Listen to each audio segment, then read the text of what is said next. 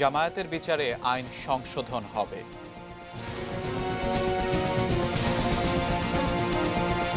টুঙ্গিপাড়ায় জাতির জনকের সমাধিতে মন্ত্রিসভার শ্রদ্ধা। সংসদ বসছে ৩০ জানুয়ারি, বিরোধী দলীয় নেতা এরশাদ। কর্মসংস্থান সৃষ্টিতে আরও উদ্যোগ নেওয়ার আহ্বান রাষ্ট্রপতির। এবং ধর্ষণে ব্যর্থ হয়ে ড্যামরায় 2 শিশুকে হত্যা।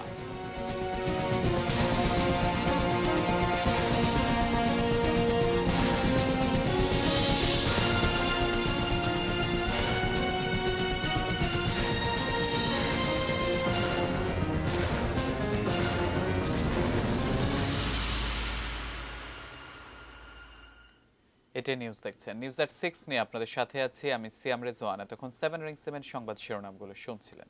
VSL Angle Channel HB VSL Bikrampur steel limited. এবার বিস্তারিত। যুদ্ধাপরাধীর দল হিসেবে জামায়াতে ইসলামের বিচারে আন্তর্জাতিক অপরাধ ট্রাইব্যুনাল আইন সংশোধনে আবারও উদ্যোগ নিচ্ছে সরকার। প্রধানমন্ত্রীর নির্দেশনা নিয়ে আইনের খসড়া মন্ত্রিপরিষদ বিভাগে পাঠানো হবে বলে জানিয়েছেন আইনমন্ত্রী আনিসুল হক। যুদ্ধাপরাধীদের বিচার কাজ চলছে। শীর্ষ যুদ্ধাপরাধীদের রায় এরই মধ্যে কার্যকর হয়েছে, কিন্তু ৭১-এ মানবতা বিরোধী অপরাধের জন্য দল হিসেবে জামায়াত ইসলামীর বিচার শুরুই করা যায়নি। যদিও একাধিক রায় বলা হয় জামায়াত ইসলামী দলীয়ভাবে সিদ্ধান্ত নিয়েই মানবতা বিরোধী অপরাধ করেছে। তাহলে কেন যুদ্ধাপরাধী দল হিসেবে জামায়াতের বিচার করা সম্ভব হয়নি? বুধবার সচিবালয়ে সে ব্যাখ্যা দিলেন আইনমন্ত্রী। ১৯৭৩ সালে যে আইনটা করা হয়েছিল সেটা ইন্টারন্যাশনাল ক্রাইমস ট্রাইব্যুনাল অ্যাক্ট বলে অভিহিত ছিল। এটা যারা যুদ্ধ অপরাধী, যারা মানবতা বিরোধী অপরাধী ব্যক্তি, তাদেরকে বিচার করার জন্য। তখন এই আইনটা জামাতের বিচার করার জন্য করা হয় নাই। তার কারণ হচ্ছে ১৯৭২ সালে যখন সংবিধান প্রণীত হয় তখন জামাতকে অলরেডি ব্যান করে দেওয়া হয়েছিল। এজন্য প্রায় ৪.৫ বছর আগে আইন সংশোধনের উদ্যোগ নেওয়া হলেও শেষ পর্যন্ত তা মন্ত্রিসভায় ওঠেনি। এবার আইসিটি আইনের সেই সংশোধনী মন্ত্রিসভায় উঠতে যাচ্ছে। ইন্টারন্যাশনাল ক্রাইমস ট্রাইব্যুনাল অ্যাক্ট 1973 কিছু সংশোধন, এবং সেই সংশোধন তৈরি করে আমরা এটাকে ক্যাবিনেট ডিভিশনে পাঠিয়ে দিয়েছিলাম, এবং ক্যাবিনেট ডিভিশনে কিছু লেজিসলেটিভ ভাষা আবারও একটু করার জন্য এটা আমাদের কাছে এখন আছে। দ্বিতীয় মেয়াদে আইনমন্ত্রীর দায়িত্ব পাওয়ার পর বুধবার আনিসুল হক মন্ত্রণালয়ের লেজিসলেটিভ ও সংসদ বিষয়ক বিভাগের কর্মকর্তা কর্মচারীদের সঙ্গে মতবিনিময়ের সময় বলেন, বঙ্গবন্ধু ও 4 নেতা হত্যার নেপথ্যে থাকা ব্যক্তিদের শনাক্ত করতে কমিশন গঠনের উদ্যোগ নেওয়া হচ্ছে। তাদেরকে আজকে চিহ্নিত করে তাদেরকেও কিভাবে বিচারের আওতায় বা এমন একটা অনুশাসনের আওতায় আনতে হবে যেন মানুষ অন্ততপক্ষে এই বার্তা পায় যে অন্যায় করলে বা অন্যায়ের সাথে জড়িত থাকলে তার বাংলাদেশে বিচার হবে। এক প্রশ্নের উত্তরে আইনমন্ত্রী আবারও দাবি করেন, গণমাধ্যমের কণ্ঠরোধ করা বা পেশাগত কাজে বাধা সৃষ্টি করতে ডিজিটাল নিরাপত্তা আইন করা হয়নি। ইমপ্লিমেন্টেশনে যাতে মিসইউজ বা অ্যাবিউজ না হয় সেটা দেখা, আমরা সেটার ব্যাপারে সব সময় সতর্ক থাকব। Arif Jamal, ATN news, Dhaka. স্বল্পোন্নত থেকে বাংলাদেশ এখন উন্নয়নশীল দেশের কাতারে, যার নেতৃত্বে প্রধানমন্ত্রী শেখ হাসিনা। দেশকে আরও এগিয়ে নিতে টানা তৃতীয় ও মোট চতুর্থ মেয়াদে সরকার পরিচালনা করছেন বঙ্গবন্ধু কন্যা। নতুন পথ চলার শুরুতেই সঙ্গে নিয়েছেন এক ঝাঁক নতুন মন্ত্রী। তাদের নিয়ে শ্রদ্ধা জানালেন টুঙ্গিপাড়ায় জাতির জনক বঙ্গবন্ধু শেখ মুজিবুর রহমানের সমাধিতে। রিফাত আহমেদের ক্যামেরায় আরও জানাচ্ছেন মহসিন কবির।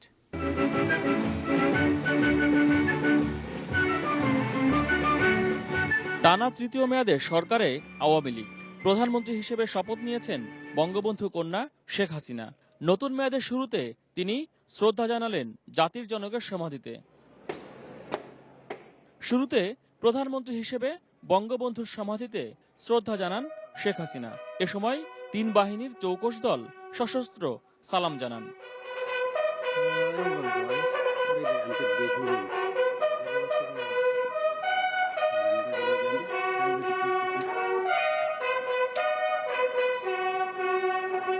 পরে ছোট বোন শেখ রেহেনাকে নিয়ে দোয়া ও মোনাজাতে অংশ নেন প্রধানমন্ত্রী। নতুন সরকারের বড় চমক মন্ত্রিসভা।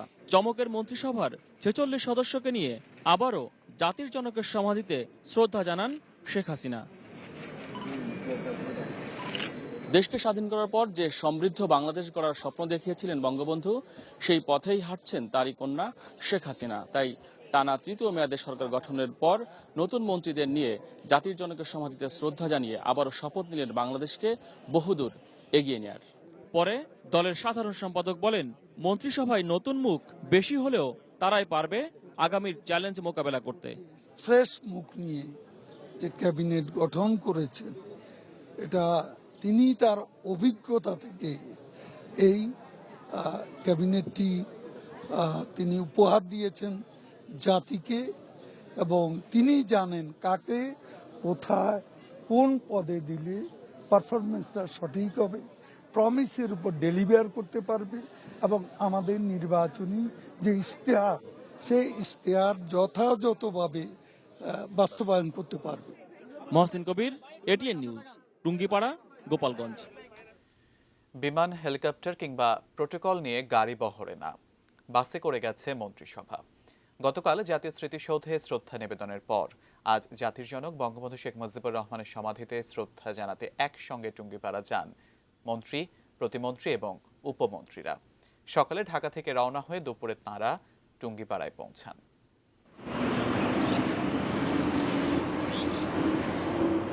বুধবার সাত সকালেই সংসদ ভবনের মিডিয়া সেন্টারের সামনে নতুন মন্ত্রীদের এমন জটলা। কে কোথায় কি করছেন, কিভাবে করতে পারবেন তা নিয়ে নিচু গলায় চলছে আলাপ। সিনিয়র মন্ত্রী আর সাংসদদের কাছ থেকে নতুনরা একটু পরামর্শও নিয়ে নিচ্ছেন। তবে মূল উদ্দেশ্য আর অপেক্ষা দলের সাধারণ সম্পাদক ওবায়দুল কাদেরের জন্য। তিনি এলে এমন 3টি বাসে করে রওনা হবেন মন্ত্রীরা। উদ্দেশ্য দায়িত্ব নেবার পর জাতির জনক বঙ্গবন্ধু শেখ মুজিবুর রহমানের সমাধিতে শ্রদ্ধা জানানো। কিন্তু বাসে করেই কেন? বাসে করে সকল মন্ত্রী মহোদয়রা, সংসদ সদস্যরা, অন্যান্যরা যাবেন। এর ভিতরে একটা নতুনত্ব আছে, সাশ্রয় আছে, নিজেদের একটা সৌভ্রাতৃত্ব, সহমর্মিতা আছে। অনেকগুলি গাড়ি নিয়ে রাস্তায় যানজট সৃষ্টি করার থেকেও পরিত্রাণ আছে। প্রথম যাচ্ছি আমি, আমার ভালো লাগছে, যাওয়ার জন্য ভালো লাগছে। ওখানে যাব, জাতির পিতার মাজারে যাব, এটা তো অনেক ভালো লাগছে আর কি। টুঙ্গিপাড়া থেকে সংসদ ভবনের দূরত্বটা প্রায় 181 কিলোমিটার। তারা ফিরবেনও এই বাসে চড়েই। সাদাত হাবিবি সেতু, এটিএন নিউজ, ঢাকা। বিরোধী দল আন্দোলন সহিংসতার পথে গেলে সমুচিত জবাব দেওয়া হবে বলে মন্তব্য করেছেন সড়ক পরিবহন ও সেতুমন্ত্রী ওবায়দুল কাদের। সকালে মুন্সিগঞ্জের শিমুলিয়া ঘাটে ফেরিতে ওঠার আগে তিনি এসব কথা বলেন। যদি রাজনৈতিক আন্দোলন করতে যায়, রাজনৈতিকভাবে মোকাবিলা করব। তারা যদি সহিংস নাশকতার পথে যায়, তাহলে সেটা পরিস্থিতি মোকাবেলার জন্য উদ্ভূত পরিস্থিতিতে যা যা করণীয় তাই করা হবে, জবাব দেওয়া হবে। জনগণকে সঙ্গে নিয়ে সমুচিত জবাব দেওয়া হবে। একাদশ জাতীয় সংসদের প্রথম অধিবেশন বসবে আগামী 30 জানুয়ারি বিকেল 3টায়। সংবিধানের 72-এর 1 অনুচ্ছেদ অনুযায়ী রাষ্ট্রপতি মোহাম্মদ আব্দুল হামিদ এ অধিবেশন আহ্বান করেন। ওই দিন নিয়ম অনুযায়ী স্পিকার, ডেপুটি স্পিকার নির্বাচন হবে। সংসদে উদ্বোধনী ভাষণ দেবেন রাষ্ট্রপতি। তাঁর ভাষণের খসড়া অনুমোদন করবে মন্ত্রিসভা। রাষ্ট্রপতির ভাষণের ওপর আনা ধন্যবাদ প্রস্তাব আলোচনা হবে সংসদের প্রথম অধিবেশনে। এর আগে 2014 সালের 29 জানুয়ারি 10ম জাতীয় সংসদের প্রথম অধিবেশন বসেছিল। সেই হিসেবে 28 জানুয়ারি 10ম সংসদের সদস্যদের মেয়াদ শেষ হবে। একাদশ সংসদের মেয়াদ গণনা শুরু হবে প্রথম অধিবেশনের তারিখ 30 জানুয়ারি থেকে। জাতীয় পার্টির চেয়ারম্যান হুসাইন মোহাম্মদ এরশাদকে একাদশ জাতীয় সংসদে বিরোধী দলীয় নেতা হিসেবে স্বীকৃতি দিয়েছেন স্পিকার। এ বিষয়ে সংসদ সচিবালয় প্রজ্ঞাপন জারি করেছে। বুধবার ওই প্রজ্ঞাপনে জানানো হয়, সংসদের কার্যপ্রণালী বিধি অনুযায়ী স্পিকার বিষয়টি অনুমোদন করেছেন। এছাড়া জাতীয় পার্টির কো চেয়ারম্যান GM কাদেরকে বিরোধী দলীয় উপনেতা হিসেবেও স্বীকৃতি দেন স্পিকার। এ প্রজ্ঞাপনের পর জাতীয় পার্টির অবস্থান নিয়ে সব জল্পনা কল্পনার অবসান ঘটল। গত 30 ডিসেম্বর অনুষ্ঠিত সংসদ নির্বাচনে জাতীয় পার্টি 22টি আসন পায়।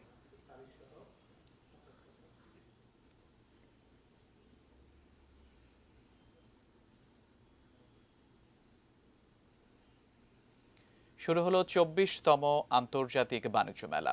আর এর উদ্বোধন করতে গিয়ে রাষ্ট্রপতি আব্দুল হামিদ তরুণদের কর্মসংস্থান সৃষ্টিতে ব্যবসায়ীদের আরও উদ্যোগ নিয়ে এগিয়ে আসার আহ্বান জানালেন। বিকেলে বঙ্গবন্ধু আন্তর্জাতিক সম্মেলন কেন্দ্রে রাষ্ট্রপতি বলেন, সরকার যেমন একদিকে দেশি বিদেশি বিনিয়োগ বাড়াতে ব্যবসায়ীদের জন্য ওয়ান স্টপ সার্ভিসের ব্যবস্থা করছে, তেমনি দেশে ব্যবসাবান্ধব পরিবেশ বজায় রাখতে নানা উদ্যোগ নেওয়া হচ্ছে। রাষ্ট্রপতি বলেন, বাণিজ্য মেলার মাধ্যমে বিদেশে দেশি পণ্যের নতুন বাজার সৃষ্টি হবে, বিদেশি ব্যবসায়ীদের বিনিয়োগ বাড়বে। এবার দেশি বিদেশি প্রতিষ্ঠানের স্টল ও প্যাভিলিয়ন মিলিয়ে প্রায় 550 প্রতিষ্ঠান অংশ নিচ্ছে বাণিজ্য মেলায়। সরকার দক্ষতা অর্জনের পাশাপাশি বাণিজ্য সম্প্রসারণ, নতুন বাজার সৃষ্টি ও পণ্যের বহুমুখীকরণেও মনোযোগী হতে হবে। প্রতি বছর হাজার হাজার ছেলে মেয়ে উচ্চশিক্ষা নিয়ে বের হচ্ছে। এসব মেধাবী তরুণদের জন্য কর্মসংস্থানের ব্যবস্থা করা খুবই জরুরি। এই জন্য সরকারের পাশাপাশি আপনাদেরকেও এগিয়ে আসতে হবে। আগামী 1 মাসের মধ্যে গার্মেন্টস শ্রমিকদের সমস্যার সমাধান হবে জানিয়ে বাণিজ্যমন্ত্রী টিপু মুন্সি বলেছেন। নতুন বেতন কাঠামোর অসঙ্গতি দূর করতে শ্রমিক পক্ষের 5 জন, মালিক পক্ষের 5 জন সহ শ্রম এবং বাণিজ্য সচিবের সমন্বয়ে গঠিত কমিটি কাজ করবে। কমিটির প্রতিবেদন পাওয়ার পর এ বিষয়ে কোনো সমস্যা থাকবে না। বুধবার সচিবালয়ে একথা বলেন মন্ত্রী। এই ব্যাপারে 1 মাসের মধ্যে সিদ্ধান্ত হবে। শ্রমিকদের প্রতি আহ্বান, তারা যেন তাদের কর্মক্ষেত্রে ফিরে যায়। মালিক শ্রমিকরা বসে যে কমিটি করেছে, সেই কমিটি বসে আলোচনা করে 1 মাসের মধ্যে, এবং এই ব্যয়ের জন্য যা যা তাদের পাওনা যদি হয় সেটাও তারা পেয়ে যাবে। ঝামেলা বিপদ মানে দাবি থাকতে পারে, শান্তিপূর্ণ অবস্থানও নিতে পারে, ভেঙে ফেলা, আগুন লাগিয়ে দেওয়া, তাই দেখে মনে হচ্ছে যে এর মধ্যে কিছু উদ্দেশ্যমূলকভাবে কিছু লোক হয়তো ঢুকে থাকতে পারে, সেটাও তো শর্ট আউট করতে হবে, বের করতে হবে। ঢাকার ড্যামরায় 2 স্কুল শিশুর লাশ উদ্ধারের ঘটনায় 2 জনকে গ্রেফতার করেছে পুলিশ। আসামিদের প্রাথমিক জিজ্ঞাসাবাদ শেষে পুলিশ জানিয়েছে, ধর্ষণ চেষ্টায় ব্যর্থ হয়ে 4 ও 5 বছর বয়সী নুসরাত জাহান ও ফারিয়া আক্তার দোলাকে গলায় গামছা পেঁচিয়ে হত্যা করে তাদের প্রতিবেশী। সকালে ডিএমপির মিডিয়া সেন্টারে ওয়ারি বিভাগের উপকমিশনার মোহাম্মদ ফরিদউদ্দিন আহমেদ জানান, মঙ্গলবার যাত্রাবাড়ির ভাঙা প্রেস ও ড্যামরার মোল্লা ব্রিজ এলাকা থেকে সিরামিক মিস্ত্রি গোলাম মোস্তফা ও তার ফুফাতো ভাই আজিজুল বাওয়ানিকে পুলিশ গ্রেফতার করে। সংবাদ সম্মেলনে বিস্তারিত তথ্য তুলে ধরে তিনি বলেন, জিজ্ঞাসাবাদে 2 জন বলেছে ধর্ষণ করার উদ্দেশ্যে তারা নুসরাত ও দোলাকে সোমবার দুপুরে বাসায় নিয়ে যায়, পরে ধর্ষণে ব্যর্থ হয়ে তাদের হত্যা করে। 2 শিশুকে হত্যার ঘটনায় ড্যামরা থানায় একটি মামলা করা হয়েছে। সোমবার রাতে স্থানীয় আবুলের বাড়ির নিচতলায় মোস্তফার বাসার খাটের নিচ থেকে 2 মেয়ের মরদেহ উদ্ধার করে পুলিশ। সেই লিপস্টিকের প্রলোভন দেখিয়ে মোস্তফা তার নিজের ঘরে নিয়ে আসে, বাচ্চা দুটোকে নিয়ে আসে। যখন রুমের দরজা বন্ধ করে দেয় তখনই বাচ্চারা চিৎকার করতে থাকে। মূলত আমরা তদন্তে যেটা পেয়েছি, তারা দর্শনের উদ্দেশ্যেই বাচ্চা দুটাকে সেই ঘরের মধ্যে নিয়ে যায়। ব্রাহ্মণবাড়িয়া 2 আসনের স্থগিত হওয়া 3টি কেন্দ্রে শান্তিপূর্ণভাবে পুনরায় ভোট গ্রহণ শেষে চলছে গণনা। আজ আশুগঞ্জ উপজেলার বাহাদুরপুর সরকারি প্রাথমিক বিদ্যালয়, যাত্রাপুর সরকারি প্রাথমিক বিদ্যালয় ও সোহাগপুর দক্ষিণ সরকারি প্রাথমিক বিদ্যালয় কেন্দ্রে ভোট গ্রহণ হয়। এর আগে সকাল 8টা থেকে বিকেল 4টা পর্যন্ত কেন্দ্রগুলোতে ভোট নেওয়া হয়। সকাল থেকে কেন্দ্রগুলোতে ভোটারদের উপস্থিতি ছিল দেখার মতো, কোথাও কোনো অপ্রীতিকর ঘটনা ঘটেনি। প্রতিটি কেন্দ্রে 4 জন ম্যাজিস্ট্রেটের পাশাপাশি BGB, RAB, police, armed police এবং আনসার সদস্যরা দায়িত্ব পালন করেন। ব্রাহ্মণবাড়িয়া জেলার আশুগঞ্জ ও সরাইল উপজেলা নিয়ে গঠিত ব্রাহ্মণবাড়িয়া 2 আসনে বিএনপির আব্দুস সাত্তার ভূঁইয়া 10,159 ভোটে স্বতন্ত্র প্রার্থী মোহাম্মদ মঈনুদ্দিনের চেয়ে এগিয়ে আছেন। 3 কেন্দ্রে ভোটার রয়েছেন 10,574 জন।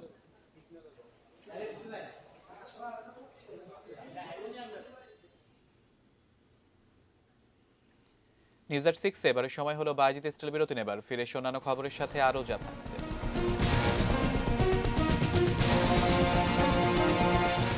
যশোরের বন্দুকযুদ্ধে অপহরণকারী নিহত।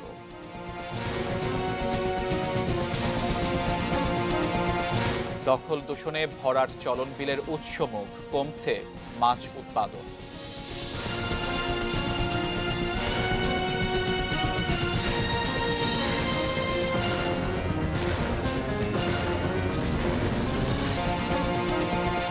জামায়াতের বিচারে আইন সংশোধন হবে।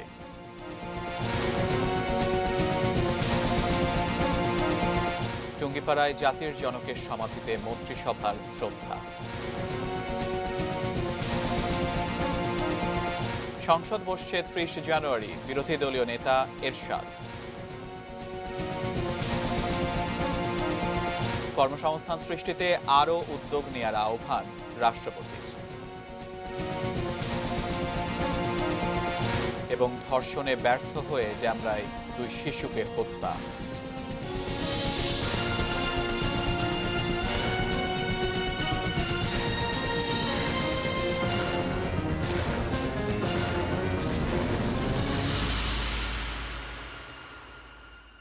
বিরতির পর আমন্ত্রণ নিউজ এট 6-এ 7 রিং 7 সংবাদ শিরোনামগুলো শুনছিলেন। নতুন মন্ত্রিসভায় কুমিল্লা চমক। সকল সরকারের আমলে অর্থ মন্ত্রণালয় এবং স্থানীয় সরকার মন্ত্রণালয়ে ছিল অন্য জেলার প্রতিনিধি। স্বাধীনতার ৪৭ বছরে এই প্রথম 2 গুরুত্বপূর্ণ মন্ত্রণালয়ের দায়িত্ব দেওয়া হলো কুমিল্লার 2 জন এমপিকে। তাই কুমিল্লা 9 ও 10 আসনের 5 উপজেলার মানুষ খুব খুশি। চলছে মিষ্টি বিতরণ, আনন্দ উল্লাস। কুমিল্লা প্রতিনিধি রফিকুল ইসলাম চৌধুরী খোকনের পাঠানো তথ্য ছবিতে ডেস্ক রিপোর্ট। কুমিল্লার 11টি সংসদীয় আসনে নিরঙ্কুশ বিজয় পেয়েছে আওয়ামী লীগ। আর নতুন মন্ত্রিসভায় অর্থ ও স্থানীয় সরকার মন্ত্রণালয়ে এখন কুমিল্লার প্রতিনিধি। অর্থমন্ত্রী আহম মোস্তফা কামালের জন্ম 1947 সালের 15 জুন কুমিল্লা জেলার লালমাই উপজেলার দুতিয়াপুর গ্রামে। 1996 সালে প্রথম নৌকা প্রতীক নিয়ে কুমিল্লা 9 আসন থেকে এমপি নির্বাচিত হন তিনি।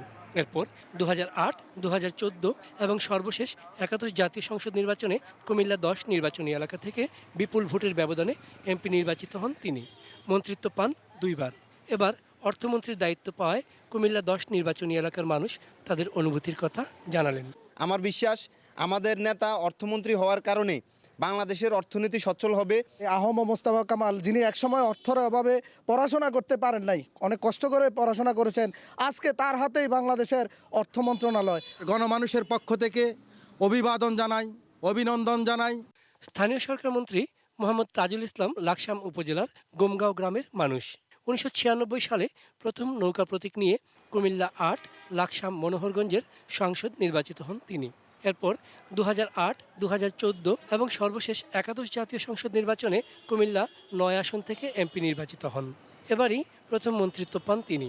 স্থানীয় সরকার মন্ত্রণালয়ের দায়িত্ব দেয় প্রধানমন্ত্রীকে ধন্যবাদ জানান লাকসাম মনোহরগঞ্জের সাধারণ মানুষ। পূর্ণাঙ্গ মন্ত্রী পাই আমরা অত্যন্ত আনন্দিত এবং ওনার কাছে আমাদের চাওয়া আমাদের রাস্তাঘাট, স্কুল, কলেজ, ফুল, কালভার্ট এগুলো যাতে আরও অনেক উন্নতি হয়। মাননীয় প্রধানমন্ত্রীর কাছে কৃতজ্ঞতা প্রকাশ করছি যে আমাদেরকে আজকে উনি একটা সম্মানের দ্বারে পৌঁছিয়েছেন। লাকসাম প্রত্যেকটা দলীয় না, শুধু আওয়ামী লীগ বলি না, সকল দলের লোকের আমরা খুশি। সরকারের উন্নয়নের ধারা অব্যাহত রাখতে অগ্রণী ভূমিকা পালন করবেন এই 2 মন্ত্রী, এমন প্রত্যাশা তাদের জন্মভিটার মানুষদের। Chandan Pal, desk report, ATN news. Awami লীগের বিপুল বিজয় যেন বেপরোয়া করে না তোলে যুবলীগ নেতাকর্মীদের, সেই ব্যাপারে সতর্ক থাকতে বললেন সংগঠনটির চেয়ারম্যান ওমর ফারুক চৌধুরী। বৃহস্পতিবার দুপুরে বঙ্গবন্ধু এভিনিউতে আওয়ামী লীগ কার্যালয়ে ঢাকা মহানগর উত্তর যুবলীগের এক বর্ধিত সভায় তিনি কথা বলেন। আগামী 19 জানুয়ারি সোহরাওয়ার্দী উদ্যানে আওয়ামী লীগের মহাসমাবেশ সফল করতে এই সভার আয়োজন করা হয়। যুবলীগ চেয়ারম্যান ওমর ফারুক চৌধুরী নেতাকর্মীদের উদ্দেশ্যে বলেন, শুধু স্লোগান নির্ভর রাজনীতি না করে জ্ঞান আহরণ করতে হবে, আর এজন্য পত্রিকা পড়া ও টেলিভিশন দেখারও পরামর্শ দেন তিনি। যুবলীগ চেয়ারম্যান বলেন, বলার অধিকার না থাকলে নিজেদের ভুল শোধরানো যাবে না। আওয়ামী লীগের সদ্য প্রয়াত সাবেক সাধারণ সম্পাদক সৈয়দ আশরাফুল ইসলামের মতো দলমতের ঊর্ধ্বে উঠে রাজনীতি করারও পরামর্শ দেন যুবলীগ চেয়ারম্যান।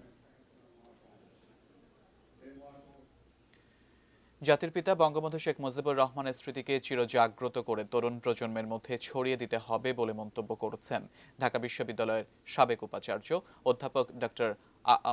আরিফিন সিদ্দিক। সকালে জাতীয় প্রেসক্লাবে বঙ্গবন্ধু পরিষদ কেন্দ্রীয় কমিটির উদ্যোগে ঐতিহাসিক 10ই জানুয়ারি বঙ্গবন্ধুর স্বদেশ প্রত্যাবর্তন আমাদের মহান স্বাধীনতা পরিপূর্ণতা লাভ করে শীর্ষক এক আলোচনা সভায় এ মন্তব্য করেন তিনি।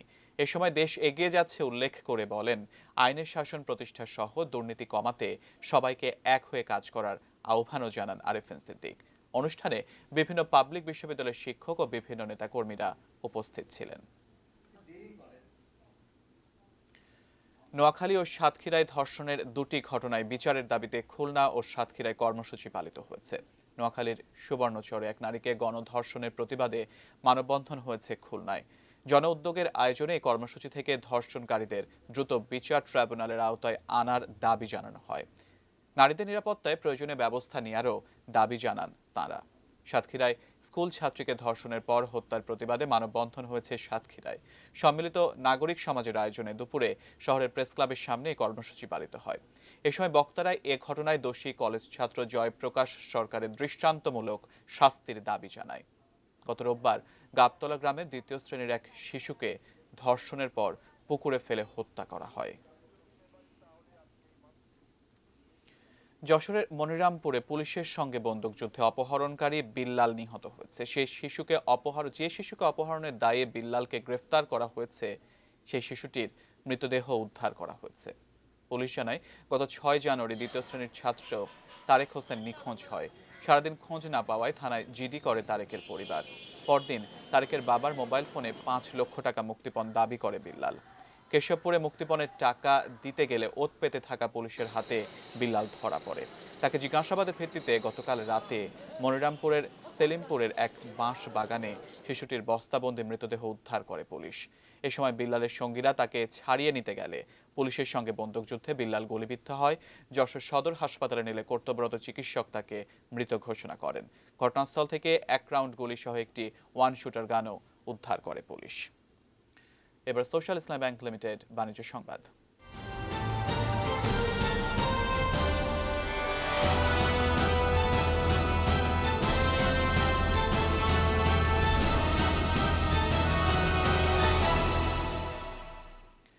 মাছ সংকটে লোকসানে পড়েছেন চলন বিলের শুটকি ব্যবসায়ীরা।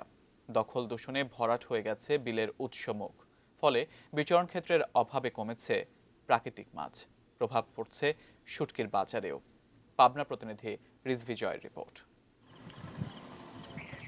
চলন বিলকে বলা হতো উত্তরবঙ্গের মৎস্য ভাণ্ডার। বর্ষা মৌসুমে এ বিলে ধরা পড়া ট্যাংরা, বাইম, বাতাসি, লেটুকি, কই, শিং, বোয়াল, শোল সহ নানা প্রজাতির মাছ একসময় স্থানীয় চাহিদা পূরণ করে যেত কলকাতায়। উদ্বৃত্ত মাছের উপর নির্ভর করে নাটোরের সিংড়া, গুরুদাসপুর, সিরাজগঞ্জের তাড়াশ আর পাবনার চাটমোহরে গড়ে ওঠে অসংখ্য শুটকি চাতাল। এখানে আসে এই কারণে এখানকার মাছ ভালো, আর এখন এখানকার মাছ অত সুবিধা হলে অত মাছও থাকে না এখানে। বর্ষা তুলনায় কম দেখে মাছ কম, মাছ নাই বলতে পারে নাই, এখন চাতাল আমাদের খালি। চলন বিলে শুটকি যেত রাজধানী সহ সারা দেশে, রপ্তানি হতো বিদেশেও। তবে সেসব এখন গল্প। মাছের অভাবে বন্ধ হয়েছে অনেক শুটকি চাতাল। দিনে 200 থেকে 250 মন চাহিদার বিপরীতে মিলছে মাত্র 20 থেকে 30 মন মাছ। চলন বিল শুকিয়ে যাওয়ার কারণে ওদের ওই মাছগুলো তো এখন পাওয়া যায় না, তাজা মাছ। এই বছরে শুধু শিকি মার্চেন্ট মাছ পাওয়া গেছে, তারপরও মাছের দাম বেশি, আমাদের এবার ব্যবসা নাই। তো সরকার বিভিন্ন পদক্ষেপ নিয়েছে যে প্রবাহশ্রম করছে যাতে মাছের বংশবৃদ্ধি রক্ষা হয়, মাংস রক্ষা হয়। দেশের বৃহত্তম এই বিলে ভরা বর্ষাতেও এখন পানি থাকে না তেমন একটা।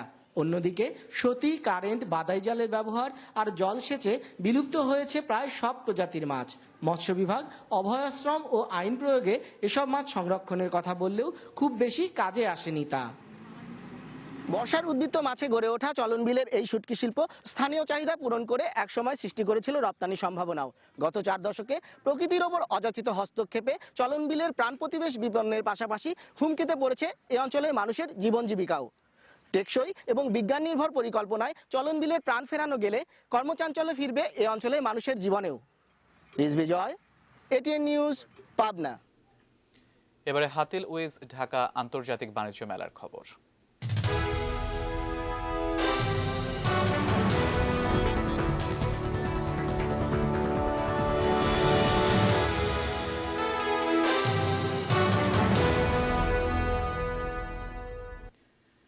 বঙ্গবন্ধু আন্তর্জাতিক সম্মেলন কেন্দ্রে 24তম আন্তর্জাতিক বাণিজ্য মেলার উদ্বোধন করা হয়েছে আজ। ঠিক এই মুহূর্তে মেলা প্রাঙ্গণে আছেন আমাদের সহকর্মী সাজিদা সুইটি। আমরা এখন বিস্তারিত জানবো তার কাছ থেকে। সুইটি, এবার মেলায় প্রায় 550টি মতো স্টল থাকবে, সবকটি স্টল কি এরই মধ্যে তৈরি হয়েছে?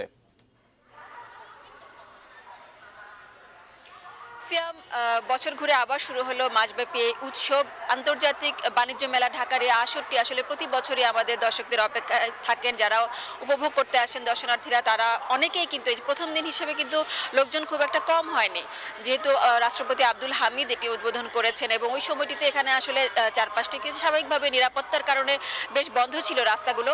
চারপাশে আমরা যখন ঢুকছিলাম তখন দেখছিলাম যে চারপাশে আসলে দর্শনার্থী যারা আগ্রহী তারা দল বেঁধে অপেক্ষা করছিলেন এবং যেই রাষ্ট্রপতি চলে গেলেন এখানে কিছুক্ষণ উনি বিভিন্ন স্টল একটু ঘুরেও দেখেন এবং রাষ্ট্রপতি চলে যাওয়ার পরে হুড়মুড় করে আমাদের দর্শনার্থীদেরকে আমরা ঢুকতে দেখেছি। তাদের যে আগ্রহ, স্টলগুলো তারা ঘুরে দেখতে চাচ্ছিলেন এবং প্রথম দিন হিসেবে সব স্টল এখনো পর্যন্ত আসলে যে পুরোপুরিভাবে কাজ শেষ হয়েছে সেটি আসলে বলা যায় না। প্রতিবারই আসলে এরকমই হয় যে প্রথম সপ্তাহটিতে প্রথম 2-3 দিন অন্তত এই স্টল বাকি কয়েকটিরও কাজ চলতে থাকে। তবে যেগুলো কমপ্লিট হয়েছে বেশ স্বাভাবিকভাবেই বেশ দৃষ্টিগ্রাহ্য, প্রশংসা করতেই হয়। এবার স্বাভাবিকভাবে যেহেতু জানুয়ারির প্রথম দিন এই মেলাটি শুরু হওয়ার কথা, কিন্তু তারপরে যেহেতু সপ্তাহখানেক দেরি করে শুরু হয়েছে একাদশ জাতীয় সংসদ নির্বাচনের জন্য, তো আশা করছেন যারা এখানে স্টল নিয়েছেন ব্যবসায়ীরা, তারা বলছেন যে তারা এটাতে খুব একটা সমস্যা হবে না, যেহেতু এখন শীতের সময়টা চলছে এবং সবকিছু মিলিয়ে এখন বাচ্চাদের স্কুলের ঝামেলাটা খুব একটা নাই এবং সবারই একটু বছর শুরুতে এরকম ছুটি ছাটার ব্যাপারগুলো আছে, তাদের ব্যস্ততা কম আছে, সে কারণে হয়তো বা তারা অনেক বেশি তারা সময় দিবেন এবং এই মেলাতে তারা দর্শনার্থী অনেক বেশি আশা করছেন। এবার প্রায় 550টি স্টল করা হচ্ছে এরকমই আমরা জানতে পেরেছি। 550টি স্টল হবে দেশি বিদেশি। তার মধ্যে বিদেশি যারা আসবেন আমাদের বিভিন্ন দেশ থেকে প্রতিবারের মতো এবারও আসবেন ভারত, পাকিস্তান, চীন, ব্রিটেন, দক্ষিণ কোরিয়া, মালয়েশিয়া, ইরান, থাইল্যান্ড, যুক্তরাষ্ট্র, তুরস্ক, Singapore, Bhutan, Nepal, Mauritius, Vietnam, মালদ্বীপ, রাশিয়া, আমেরিকা, জার্মানি, অস্ট্রেলিয়া ও হংকংয়ের স্টল আসবে আমাদের এখানে। তো স্বাভাবিকভাবে যারা এখানে ঢাকাতে বসেই দেশের বাইরের পণ্য নিতে চান, এই আসরের দিকে অনেকে অপেক্ষা থাকে এবং তারা স্বাভাবিকভাবেই এই স্টলগুলোতে তাদের কাঙ্ক্ষিত পণ্য হয়তো বা পাবেন। এখানে আমরা যাদের সাথে কথা বলেছি সবাই বলছেন যে এবারের গেট নির্মাণ থেকে শুরু করে বিভিন্ন ব্যাপারে এখনই বোঝা যাচ্ছে যে আসলে এবারের মেলাটির আয়োজন আসলে হৃদয়গ্রাহ্য হবে এবং আশা করছেন যে আসলে মাসব্যাপী তাদের এখানে একাধিকবার বা বারবার আসার মতো উপলক্ষ অনুষঙ্গ তাদের থাকবে। সিয়াম, সুইটি, আপনাকে অসংখ্য ধন্যবাদ। দর্শক, ঢাকা আন্তর্জাতিক মেলার মাঠ থেকে আমাদের সাথে যুক্ত হয়েছিলেন সহকর্মী সাজিদা সুইটি। নিউজ 6 আবারও সময় হলো বাজিদ স্টিল বিরতি নেবার, এরপর আরও থাকছে।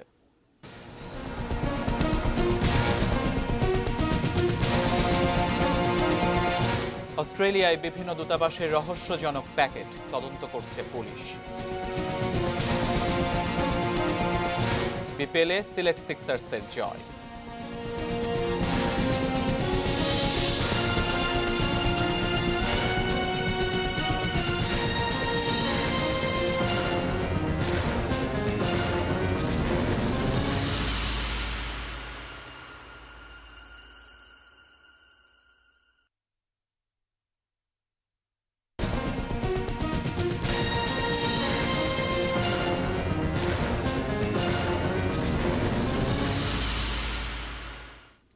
বিরতির পর আরও একবার আমন্ত্রণ নিউজ 6-এ। নারায়ণগঞ্জের ফতুল্লায় আলাদা স্থান থেকে 2 তরুণীর মৃতদেহ উদ্ধার করেছে পুলিশ। নিহতদের মধ্যে একজন গার্মেন্টস কর্মী, অপরজনের পরিচয় জানা যায়নি। দুপুরে ফতুল্লার ভোলাইল ও ঢালিপাড়া থেকে মৃতদেহ দুটি উদ্ধার করা হয়। পুলিশ ও এলাকাবাসী জানায়, ভোলাইল এলাকায় একটি পরিত্যক্ত বাড়ির সামনে এক তরুণীর মৃতদেহ পড়ে থাকতে দেখে স্থানীয়রা পুলিশে খবর দেয়। ঘটনাস্থলে গিয়ে মৃতদেহ উদ্ধার করে পুলিশ। মেয়েটিকে শ্বাসরোধ করে হত্যা করা হয়েছে বলে প্রাথমিকভাবে ধারণা করছে পুলিশ। নিহতের পরিচয় শনাক্তের চেষ্টা চলছে। অপরদিকে একই সময়ে ফতুল্লার ঢালিপাড়ার ভাড়াটিয়া বাড়ি থেকে অপর এক তরুণীর মৃতদেহ উদ্ধার করেছে পুলিশ। নিহত কুলসুম একটি গার্মেন্টস কারখানায় কাজ করতেন। ঘটনার পর থেকে নিহতের স্বামী মামুন পলাতক রয়েছে। পুলিশ আরও জানায়, ময়নাতদন্তের পর মৃত্যু দুটির প্রকৃত কারণ জানা যাবে।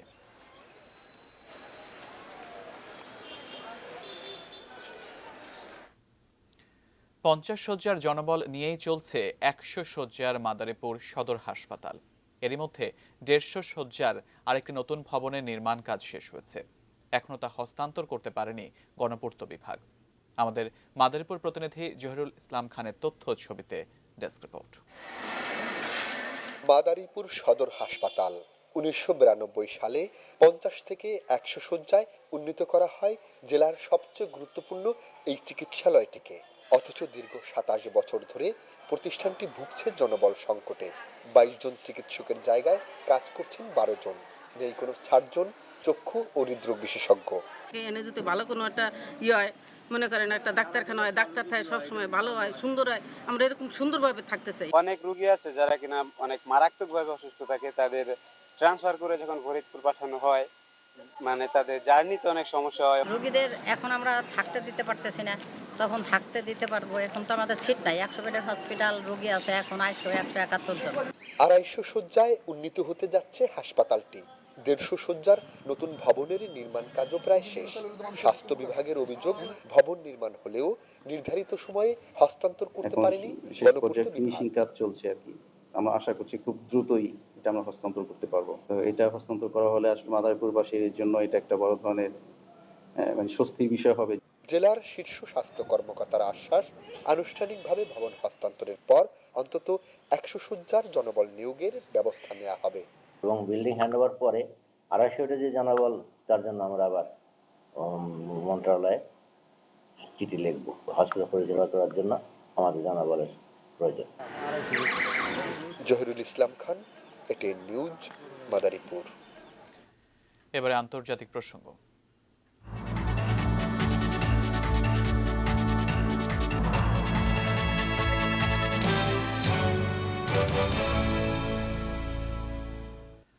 অস্ট্রেলিয়ার মেলবোর্ন ও ক্যানবেরায় বিভিন্ন রাষ্ট্রের দূতাবাসের রহস্যজনক প্যাকেট পাঠানোর ঘটনা তদন্ত করছে অস্ট্রেলীয় পুলিশ।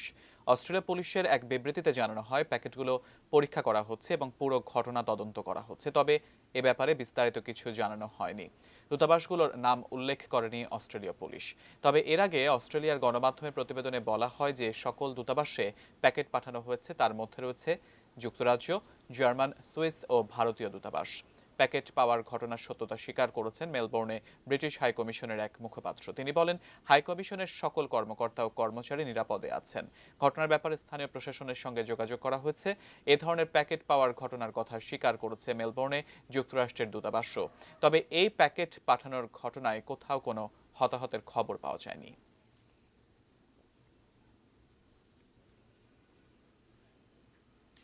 বাণিজ্য বিরোধ নিরসনের লক্ষ্যে চীন ও যুক্তরাষ্ট্রের মধ্যকার দুদিনের বৈঠক অনির্ধারিতভাবে তৃতীয় দিনে গড়িয়েছে।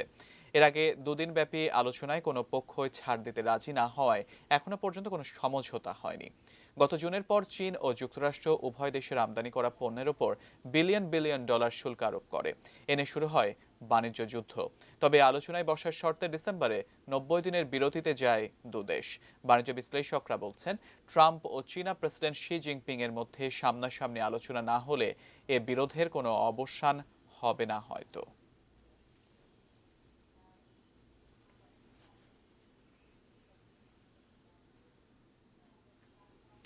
আমেরিকার সুরক্ষা ও অবৈধ অভিবাসী প্রবেশ বন্ধে যুক্তরাষ্ট্র মেক্সিকো সীমান্তে দেয়াল নির্মাণে আবারও অর্থ বরাদ্দ চাইলেন মার্কিন প্রেসিডেন্ট ডোনাল্ড ট্রাম্প।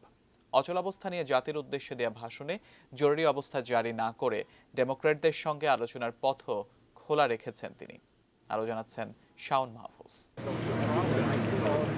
নির্বাচনী অঙ্গীকার বাস্তবায়নে গো ধরে বসে থেকে সরকার অচল করে দেওয়ার কাজটি সফলভাবে করে চলেছেন মার্কিন প্রেসিডেন্ট ডোনাল্ড ট্রাম্প। রাজনৈতিক বিশ্লেষকদের মতে যুক্তরাষ্ট্রের ইতিহাসে এটি বিরল ঘটনা। দেশ ও মানুষের সুরক্ষার কথা বলে সীমান্তে দেয়াল নির্মাণে অর্থ বরাদ্দ করতে ট্রাম্পের আপ্রাণ চেষ্টায় জল ঢেলে দিয়েছে ডেমোক্র্যাট নিয়ন্ত্রিত প্রতিনিধি পরিষদ। অযৌক্তিক কাজে কোনোভাবেই অর্থ দিতে রাজি নয় তারা, আর যে কোনো মূল্যে সেটি চাই ট্রাম্পের। এ নিয়ে বাকবিতণ্ডায় গত 22 ডিসেম্বর থেকে বন্ধ সরকারি কার্যক্রম। এই অচল অবস্থা নিরসনে ট্রাম্প ও ডেমোক্র্যাটদের আলোচনাও বিফলে গেছে। ধারণা করা হয়েছিল ওভাল অফিস থেকে মঙ্গলবার রাতে জাতির উদ্দেশ্যে দেয়া ভাষণে হয়তো জরুরি অবস্থা জারির মাধ্যমে অর্থ ছাড়ের ঘোষণা দেবেন প্রেসিডেন্ট। কিন্তু সেই পথে না হেঁটে আলোচনার পথ খোলা রাখলেন তিনি। তবে অর্থ ছাড় করা নিয়ে নিজের অবস্থান থেকে এক চুলো সরেননি Trump. This is the cycle of human suffering that I am determined to end. 18 মিনিটের ভাষণে সরকারের অচলাবস্থার জন্য আবারও ডেমোক্রেটদের একগুঁয়েমি অবস্থানকে দোষারোপ করেন প্রেসিডেন্ট ট্রাম্প।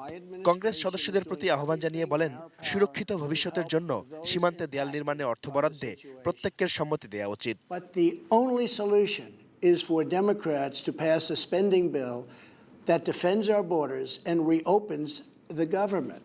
ট্রাম্পের ভাষণের জবাবে দুই ডেমোক্রেট নেতা ন্যান্সি পেলোসি ও চাক শুমার বলেছেন, ঐক্যবদ্ধ না করে বিভাজনের পথে হাঁটছেন তিনি। Sadly, much of what we heard from President Trump throughout this senseless shutdown has been full of misinformation and even malice. সম্প্রতি মধ্য আমেরিকা থেকে যুক্তরাষ্ট্র অভিমুখে অভিবাসন প্রত্যাশী মানুষের ঢল নামে, আর তাদের অবৈধ প্রবেশ বন্ধে সীমান্তে দেয়াল নির্মাণের জন্য $5.7 বিলিয়ন অর্থ বরাদ্দ চান Trump. Shaon Mahfuz, desk report, ATN news. এবারে খেলার খবর।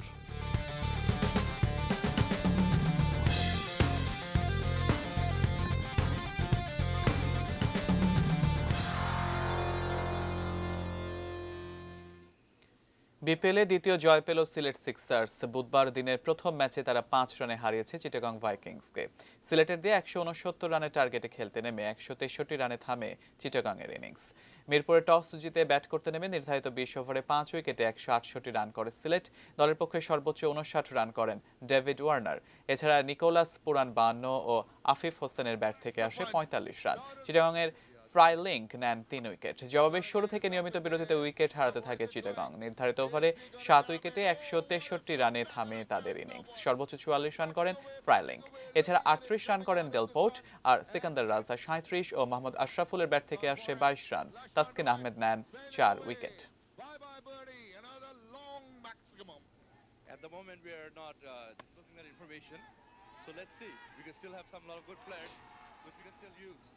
So if there's a need, then we'll bring in some more players. But there are a couple in the pipeline.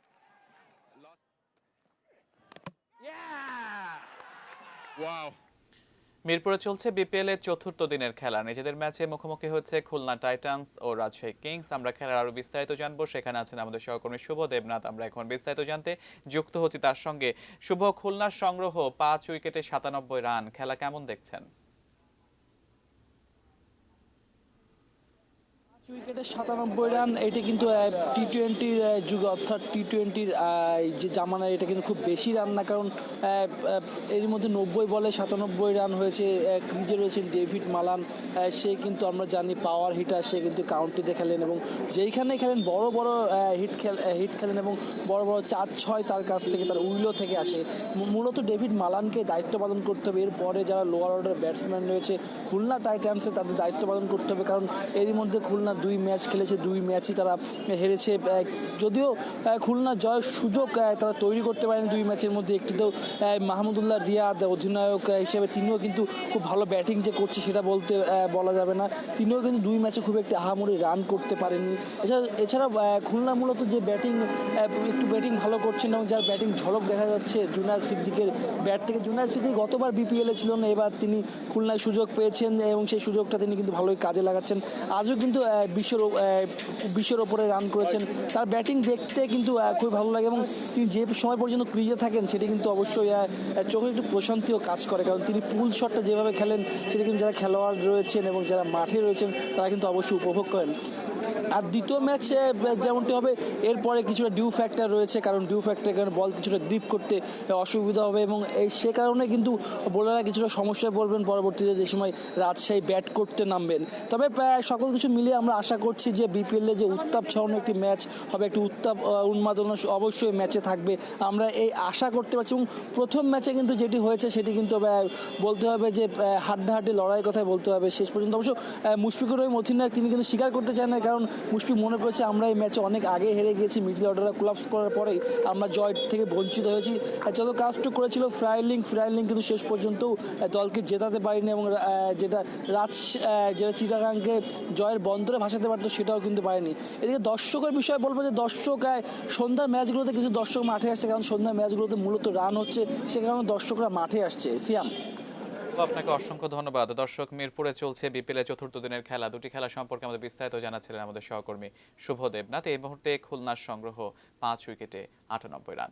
আমরা একটু দেশের বাইরের খেলার খবরাখবর জানাবো। হ্যারি কেইনের গোলে ইংলিশ লিগ কাপের সেমিফাইনালের প্রথম লেগে চেলসিকে হারিয়েছে টটেনহাম হটস্পার।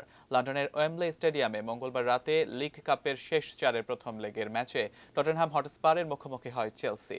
শুরুটা ভালোই করেছিল তারা, কিন্তু ম্যাচের 26 মিনিটে ডি বক্সের ভেতর টটেনহাম ফরওয়ার্ড হ্যারি কেইনকে ফাউল করে বসে চেলসি ডিফেন্ডার। সেখান থেকে স্পট কিক থেকে দলকে এগিয়ে নেন কেইন।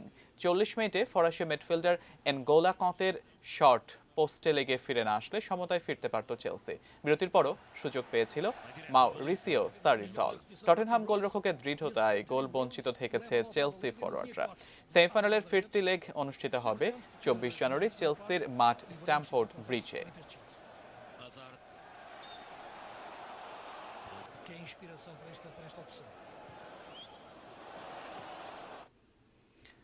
আন্তর্জাতিক প্রীতি ম্যাচে মঙ্গলবার রাতে ফিনল্যান্ডের কাছে 1-0 গোলে হেরেছে সুইডেন। কাতারের বিশ্বকাপ স্টেডিয়াম জোশিম বিন হামাদে প্রীতি ম্যাচে মুখোমুখি হয় ফিনল্যান্ড ও সুইডেন। ম্যাচের 22 মিনিটে এগিয়ে যায় ফিনল্যান্ড। সুইডিশ রক্ষণের দুর্বলতার সুযোগ নিয়ে সহজেই জালে বল প্রবেশ করান ফিনল্যান্ড ফরওয়ার্ড এডেন মার্কানান। কাতারের আবহাওয়ায় নিজেদের মানিয়ে নিয়ে বেশ বেগ পেতে হয়েছে দু দলের খেলোয়াড়দের। তাই তো দ্বিতীয়ার্ধে অনেক সহজ সুযোগ নষ্ট করেছে দু দলের ফরওয়ার্ডরা। শেষ পর্যন্ত ওই 1 গোলের জয় নিয়ে মাঠ ছাড়ে ফিনল্যান্ড। 2022 বিশ্বকাপের জন্য প্রস্তুত হতে আরও সময় লাগবে আয়োজক কাতারের। নিজেদের প্রস্তুতি ঝালিয়ে নিতে এমন প্রীতি ম্যাচ আয়োজন আয়োজকদের। শেষ করব নিউজ এট 6, তবে তার আগে এক নজরে 7 রিং 7 সংবাদ শিরোনামগুলো দেখে নেব আরও একবার। জামায়াতের বিচারে আইন সংশোধন হবে।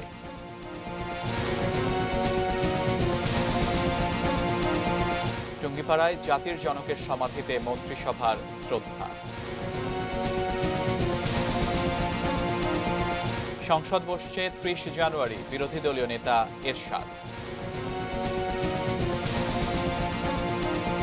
কর্মসংস্থান সৃষ্টিতে আরও উদ্যোগ নেওয়ার আহ্বান রাষ্ট্রপতি। ধর্ষণে ব্যর্থ হয়ে ড্যামরায় 2 শিশুকে হত্যা।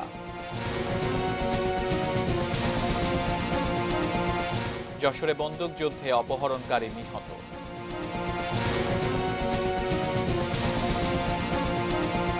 দখল দূষণে ভরাট চলন বিলের উৎসমুখ, কমছে মাছ উৎপাদন। অস্ট্রেলিয়ায় বিভিন্ন দূতাবাসে রহস্যজনক প্যাকেট, তদন্ত করছে পুলিশ। এবং বিপিএলে সিলেট সিক্সার্সের জয়।